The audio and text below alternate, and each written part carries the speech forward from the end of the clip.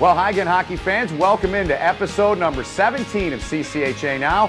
My name is Ben Holden. It's great to be with you. And yes, the CCHA regular season championship trophy in 2013, the final year of the CCHA, goes to the Miami Redhawks. Congratulations to Rico Blasi, his staff, all their support staff, and certainly all the Miami players. It went down to the final night of the regular season, and the Redhawks came away with a 4-2 win over Ohio State on home ice. Notre Dame finished in second place, Western Michigan in third, Ohio State in fourth, and Ferris State in fifth. We'll break down the playoffs, the matchups for you a little bit later in the show. But as we always do here on CCHA Now, let's kick things off with our top 10 plays of the week. It's plays 10 through 6. We begin in Oxford Friday night, Redhawks and the Buckeyes. Buckeyes thinking upset, and this certainly helped. Devin Crow fires one from the line. Watch Chris Crane in front. He'll tip it home on the power play. That proved to be the game winner in a 3-0 Buckeye win. In at play number 9, Saturday night at Yost in the shootout. Michigan captain A.J. Triace facing C.J. Mott. Triace goes low glove. Mott cannot get it. A big goal from Triace. More to come from this game a little bit later. In at number 8, Saturday night at Munn, 4 Spartan seniors trying to win their final home game against Western Michigan, and the all-senior line of Kevin Walrod, Chris Forfar, and Anthony Hayes supplied all the offense they would need. Off the post and in for Hayes. Great win for the Spartans and their seniors. They won the game 1-0. In at lucky number 7 this week, Kevin Lynch, senior night at Yost on Saturday. Andrew Kopp, the freshman, how about the pass to Lynch? He goes high glove on Mott for his 7th of the season. Michigan unbeaten in 4 entering the first round of the playoffs that will start at home for the Maize and Blue. In at play number 6, great play from Friday at Munn. Keep your eye on Western Michigan defenseman Kenny Morrison. He'll block the shot with his right hand. The glove goes flying, and then the Broncos are off and running. Shane Burschbach does the rest at the other end with a bullet that made it 2-1 in a 5-2 win for Western Michigan. Hey folks, we want to remind you that packages are available for the final CCHA Championship weekend that include tickets to CCHA Award Show at the Fox Theater on Friday, March 22nd, the CCHA Championship semifinals on Saturday, March 23rd, and the championship game Sunday, March 24th at Joe Louis Arena. Make sure you go to ccha.com for more information. And stick around, coming up a little bit later, a great top 5 this week in our top 10 plays of the week. You won't want to miss that. Now, let's talk about the CCHA standings and the way they stack up now that the final season, regular season, is complete. Here's a look at the standings and the way things shake down. Miami, Notre Dame, Western Michigan, Ohio State, and Ferris State, they all get first-round byes. Alaska will take on Michigan State. Michigan will host Northern Michigan, and Lake Superior will host Bowling Green. Those are all best-of-3 series, and then they reseed after that first round, and we'll see what comes in round 2, the final year of the CCHA playoffs. Well, it's that point in the show where we unveil our players of the week from this past week. Let's take a look, and we start things off with our offensive player of the week. From Notre Dame, Mario Lucia. He scored the game-winning goal in a 4-3 win over Bowling Green on Friday.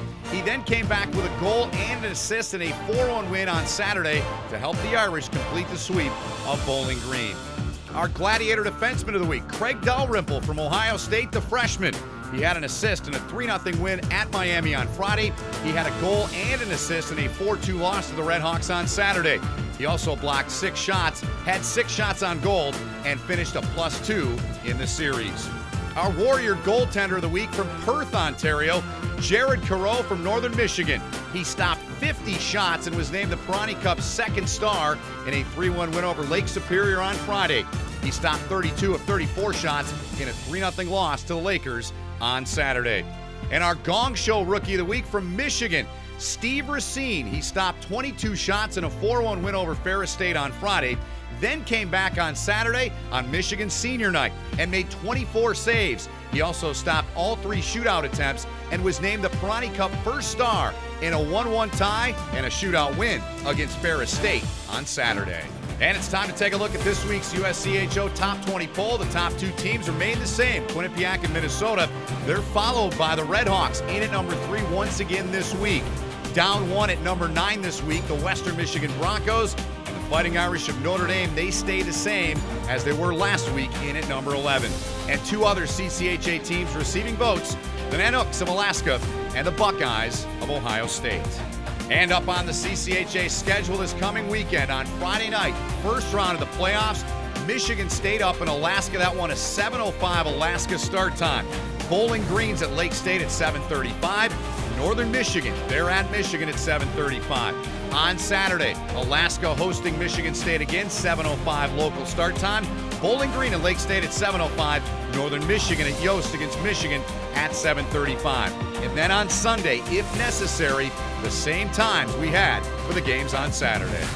Well, it's that point in the show where we unveil this week's Celebrate the Legacy moment. And for that, this week, we turn to the upcoming documentary, Celebrating the Legacy. Here's a clip featuring former Lake Superior State head coach Jeff Jackson after he won the first of 2 titles at Lake Superior State. That freshman class that replaced the first class that I recruited was also a big class, but probably had the biggest impact on that program's history.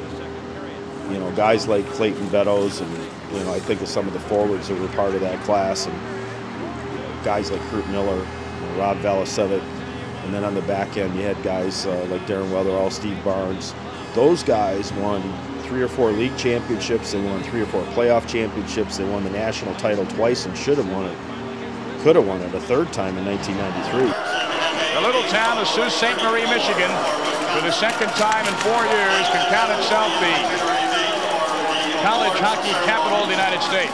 You know, guys maybe that didn't get the name recognition that were huge components to the success there, like Mike Backus and Dan Angelelli and Jay Ness, Keith Aldrich, guys, Detroit kids that were just exuded character, and, you know, the kids we got out of Detroit, with the exception of maybe, you know, Ralston and Waite, you know, we're all tough, gritty kids that, you know, that were passionate about how they played the game, but they were also, you know, they were the glue, you know, that held that team together and helped make them what they were. Well, it's that time of the show where we unveil our top 5 plays of the week. This is a great group of plays, folks, so buckle in. Here we go with our top 5 plays of the week. In at number 5 this week, we're at the Barrie Event Center up in Marquette, Wildcats at Lake Superior, and Steven Perfetto supplies the special teams work here. Up the left wing and lets a 50-footer go that would prove to be the game winner. Did I mention it was shorthanded? Lakers won the game 3-0. Play number 4 takes us even further north. How about up to Alaska? Tyler Morley, great-looking freshman for Alaska, to Garrick Perry off his right skate. He then makes a stellar move in tight on the goalie. Nanooks won the hockey game 2-1. In at play number 3, sick play and a sick finish here Friday at Munn. Western Michigan's Danny DeKaiser, so productive in the defensive end of the rink. He's also pretty productive in the offensive end of it too. Great feed to Nolan Laporte, who sends in the game winner in a 5-2 victory on Friday night for Western Michigan. In at play number 2, Riley Barber, Rookie of the Year candidate, and here's one. How about let's make this 3 reasons why. Saturday night against Ohio State, he dangles 2 defensemen and then dekes the goalie for the sick finish to make it 2-0 Redhawks. And in at number 1, same teams, same game.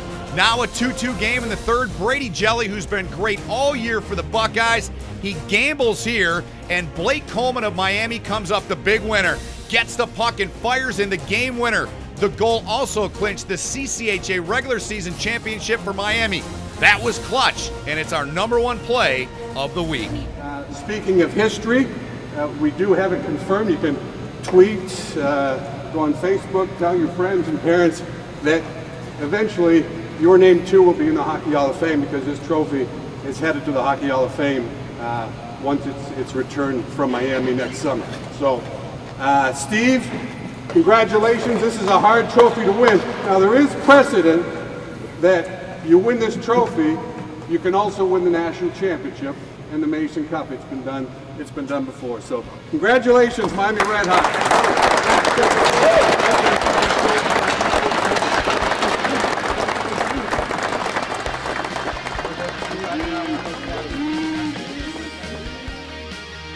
Well, our shift has ended here on this episode of CCHA Now. Hope you enjoyed it, and we hope you enjoy the upcoming first-round matchups in the CCHA playoffs. We'll wrap it all up for you next week right here with an all-new episode of CCHA Now. As always, you can follow us at Facebook, Twitter, YouTube, and right here at ccha.com. For Sean, Phil, all the gang here in the office, Ben Holden saying, enjoy the playoffs, folks, and we'll do it again next week.